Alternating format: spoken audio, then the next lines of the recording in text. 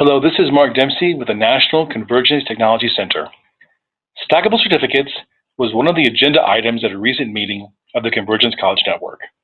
Here are the slides we shared at that meeting. In doing research on stackables for this meeting, we found some useful definitions. I'm sure many of you already know these. Stackables are sequential awards that can be accumulated over time to build up qualifications. Stackables can stand alone or build on top of each other. The main point of stackables is to help move students along a career path by slicing the credential into smaller pieces. Here's some interesting facts and articles we found in the Chronicle of Higher Education.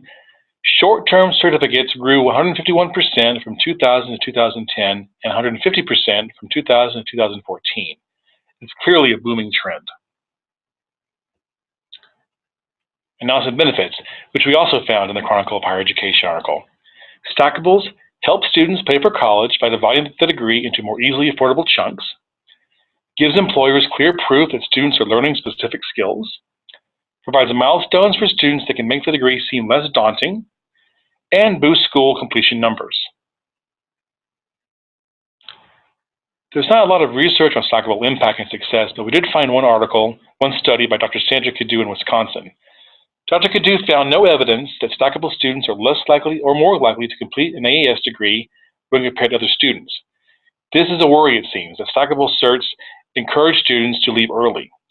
Dr. Cadu also found that stackable students were actually more likely to finish when compared to other students. As an aside, our grant PI Amber Healer notes that a lot of times students may be so focused on the degree they don't even realize they're accumulating stackables along the way.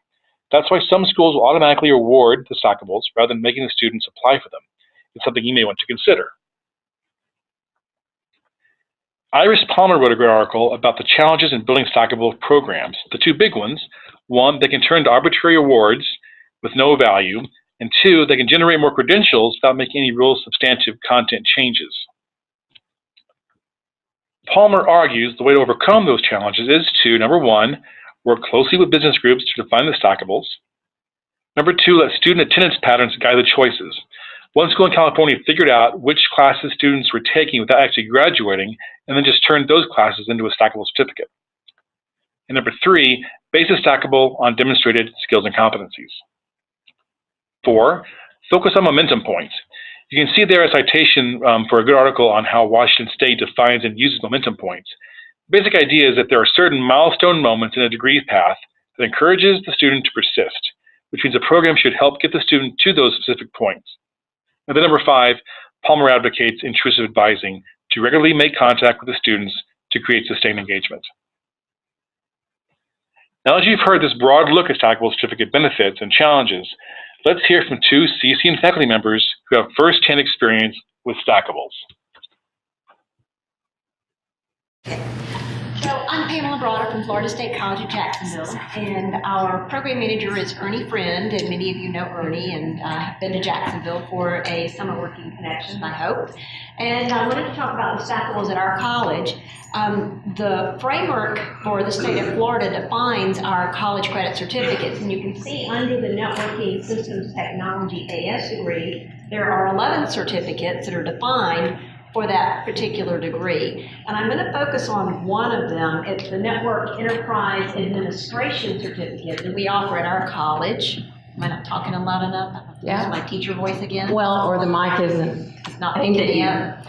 So this is the outline for the Network Enterprise Administration Certificate. And you can see it requires 32 hours, and that's listed up here, 32 hours in this is just a college credit certificate underneath the Networking Systems Technology AS degree. So they're expecting students to be working on that degree as they're getting that certificate. And on the next slide, I've got a list of all the competencies that are in that particular certificate. There's 16 of them.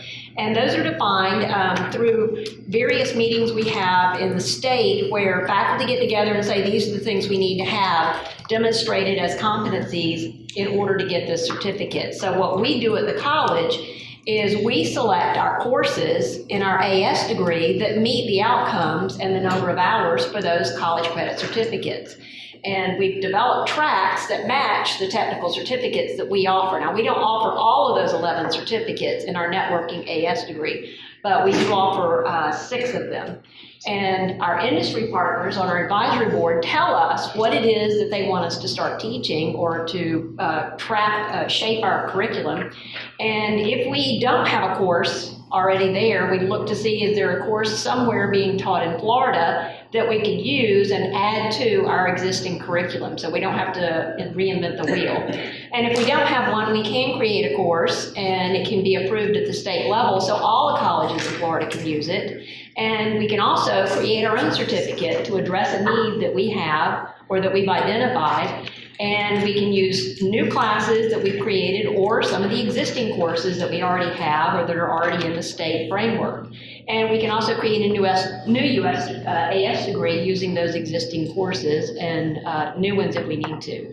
Our certificates at Florida State College are automatically awarded. So as students take the classes and pass them, then they rack up the points that they need in order to get the certificates.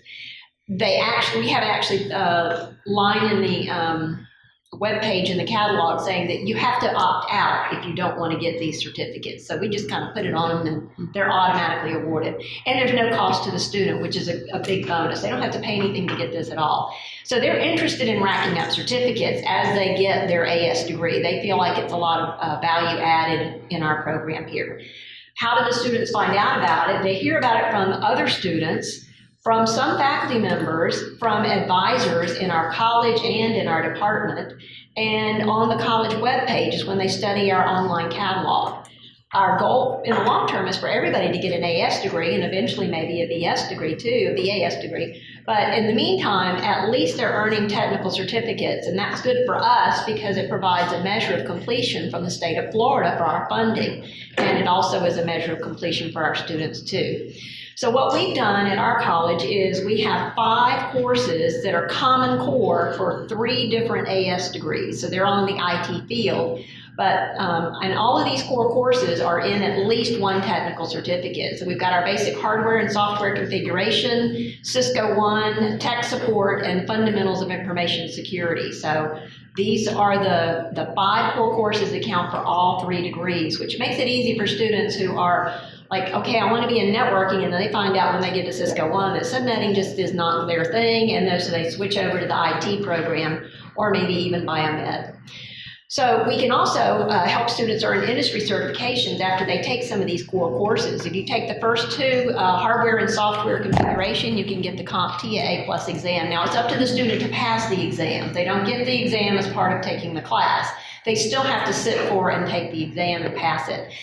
We also help them with the Security Plus exam for CTS 1120, Fundamentals of Information Security, and then the last 2 classes are for Cisco 1 and 2. They can pass the CCN exam, so they can earn industry certifications while they're doing that. These 2 classes, CTS 1131 and CTS 1133, are our software and hardware configuration class. And I included a copy of Cheryl Schmidt's book up here because she's a big person at our college, and she wrote that book, and it's used all over the country. So this course gives students an A+ certificate if they take the test, and if students come to us with an A+ certificate that's in force or a current A+ certificate, they can get up to 6 college credit hours that will also count towards one of our college certificates. So these 2 classes are part of 11 certificates at our college, and so we really make these 2 classes count for the students in a big way. The core classes and the networking AS degree, that's just that one networking systems technology S degree. I listed all the core classes. There's 28 credit hours in our core, and then I listed the certificates that these classes all fit in. And a lot of our certificates are made up of a lot of core classes. There's one certificate here, this network support technician. This is 16 credits, and all 16 credits are in the core of our AS degree. And if you look over here in the right-hand column, you can see that the hardware and software config are part of 6 certificates, all 6 of them. And then the next one down was server configuration is a big course that's in everything. And The rest of the courses I have listed as how many certificates they're a part of, but there's a lot of them. And this is hard to see on a big screen like that and all, but this is the rest of the professional electives that are available in the Networking Systems Technology AS. And I have the different certificates showing how many professional electives go towards that particular certificate. So there's not any overlap. There's one little bit of overlap with the server classes, server administration and advanced server. These two classes count into certificates, but the professional electives don't overlap as much, and these are also where our tracks are in our AS degree.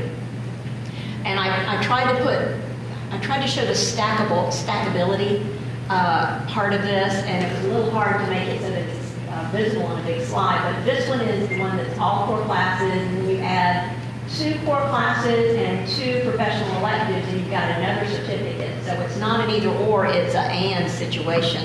So you can get as many as you want. And I think that's all the slides I have. Mark Dempsey from Lansing Community College. We've been with CCN for quite some time, and CCN has been pushing Stackables for a long time. So before my time, Carlisle Dietrich, I think, came to the ball game, and we created some Stackable certificates. And here's just an example. I don't want to go into long detail about it, but in our 3 areas that I'm in, computer support area and the networking and cybersecurity areas, we have 3 major associate's degrees.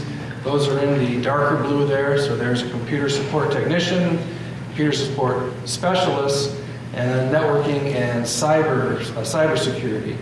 And in attaining those associate's degrees, they can follow a path where they'll get certificates along the way. So with a computer support technician, so the first rung is what we call a computer technician certificates, just allow your basic hardware classes. Incidentally, our A+ class is in all 3 of these associates, so sort of the entry-level class. Then following the computer technician, they have the opportunity to earn an IoT specialist certificate, which is something that's brand new this fall. We just developed that over the last year. And then following computer support technician. In our specialist side, which is more application support, the certificates they can gain are computer tech basics, IT fundamentals. There's a lot of Windows and applications, Word, etc. built into those. They find the computer support specialist. And then under the networking and cybersecurity, they've got actually three certificates they can earn. The IT fundamental certificate, the IoT specialist certificate, if they take one additional electronics class. Then the CCNA Cert Prep, which is the classes you take in order to get along the way towards your CCNA, and then the associate's degree itself. Over in the programming side of the house, they have a very similar setup where you can gain certificates on your way. However, the observations that we've had over the years, I've been full-time since 2015, is that the students don't emphasize the certificate completion. I wish we had a system like I heard we've had at some other colleges where they would be automatically given their certificates along the way. Just randomly last week, I pulled up 5 or 6 students that I knew graduated last year and looked at their